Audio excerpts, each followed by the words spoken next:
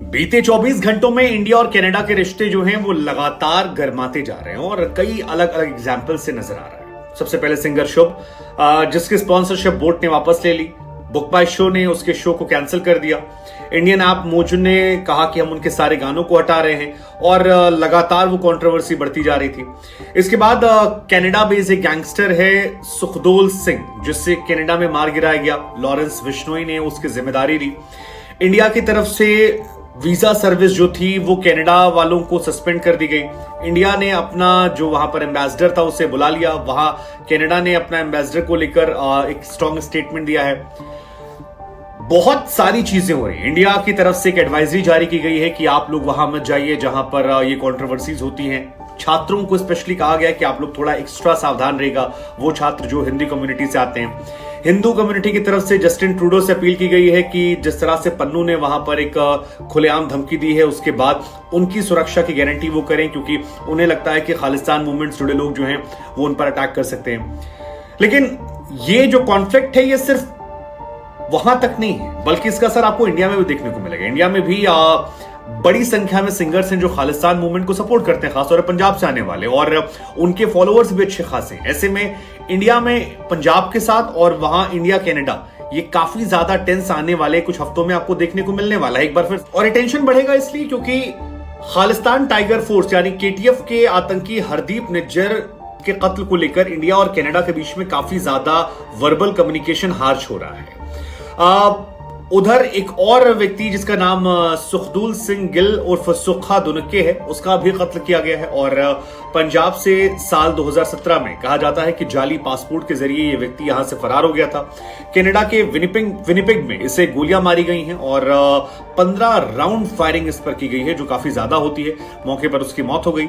ये भी उन 41 आतंकवादियों और गैंगस्टर्स की लिस्ट में शामिल था जिस पर एनआईए ने एक जो लिस्ट जारी की थी। और ये दूसरी बड़ी वारदात है। वो भी तब वारदात है जब इंडिया और कनाडा एक दूसरे पर आरोप प्रत्यारोप लगा रहे हैं। कनाडा बार बार कह रहा है कि इंडियन एजेंसीज का हाथ है और इंडिया कह रहा है कि जो आरोप लगा रहे हैं उनके सबूत दें, बेबुनियाद बातें मत करें। लेकिन ये जो आतंकवादी है ये अर्शदीप सिंह डल्ला का राइट हैंड माना जाता है और अर्शदीप जो था वो हरदीप निज्जर का करीबी माना जा रहा था। इसका कत्ल जो किया गया है वो लॉरेंस बिश्नोई ग्रुप की तरफ से करवाया गया है। लॉरेंस ने इसकी जिम्मेदारी जो है ऑफिशियली सोशल मीडिया पर ली है।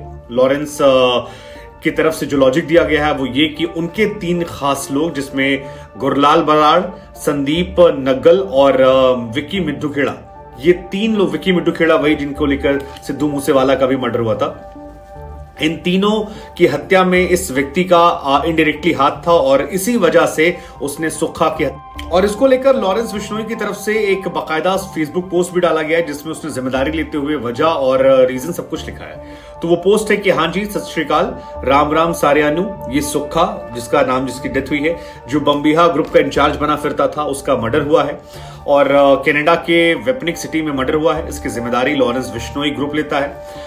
इस हेरोइन एडिक्टेड नशेड़ी ने न सिर्फ अपने नशे के पूरा करने के लिए बहुत सारे घरों को जड़ा था, बल्कि हमारे भाई गुरलाल बराड़, जिसका हमने आपको पहले बताया, जिक्र किया, संदीप और विक्की मिड्डूखेड़ा की हत्या भी इसने वहीं बैठकर अप्रत्यक्ष तौर पर करवाई थी और अब इसके पापों की सजा इससे हमने दे दी है।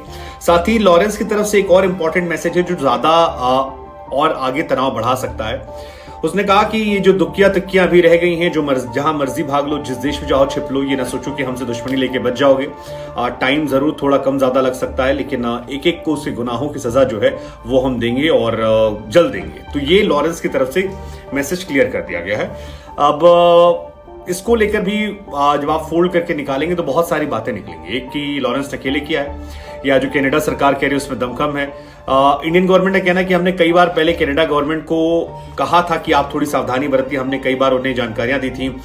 26 बार आतंकवादियों के प्रत्यर्पण की हमने उनसे अपील की थी, लेकिन कनाडा ने 5 साल में कोई भी एक्शन नहीं लिया और उसका असर यह रहा कि वहां पर इंडिया की जो मोस्ट वांटेड लिस्ट है उसके 13 आतंकवादी वहां खुलेआम घूम। उधर शुभनीत शुभ जो है उनका शो इंडिया में कैंसिल हो गया है। सारे शोज कैंसिल कर दिए गए। 8-10 शहरों में शो थे और ज़्यादातर लोगों ने अपने अपने रीज़न दिए हैं। जिससे बोट ने स्पॉन्सरशिप वापस ली तो उनका तर्क था कि हम म्यूज़िक को सपोर्ट करते हैं लेकिन हम देश के खिलाफ नहीं जाएंगे। मोच की तरफ से भी यही लॉजिक दिया गया कि भैया हम ऐसे सिंगर का नहीं प्ले करेंगे जो इंडिया को तोड़ने की बात करता है। और बुक माई शो की तरफ से भी कहा गया है कि हम आपकी जो पैसे हैं वो पूरे पैसे वापस कर देंगे। जिस तरह से उनके स्टेटमेंट आए हैं उसके बाद हम उनके शो को ऑर्गेनाइज नहीं करा सकते और ये शो कैंसिल किया जाता है। बुक माई शो सारे कस्टमर्स के पैसों को पूरा रिलीज कर देगा। तो ये 3-4 बातें जो हैं ये निकल कर आई हैं और ये भी अपने आप में कॉन्फ्लिक्ट को बढ़ाने वाली हैं क्योंकि धीरे धीरे कॉन्फ्लिक्ट बढ़ेगा। शुभ के तमाम पोस्टर्स पर फाड़ दिया गया, कालिक पोत दी गई और 23 से 25 सितंबर के बीच में उनका शो होना था क्रूज कंट्रोल 4.0 और देश के तमाम शहरों में, दिल्ली, बेंगलोर, कोलकाता, हैदराबाद, तमाम जगहों पर ये म्यूजिक कंसर्ट था लेकिन एक एक करके उसे कैंसिल कर दिया गया। अब उधर विराट कोहली वाली भी स्टोरी काफी वायरल हुई कि विराट और आपके तमाम जो और भी क्रिकेटर्स हैं, केएल राहुल, हार्दिक पांड्या, उन तमाम लोगों ने इन्हें अनफॉलो कर दिया।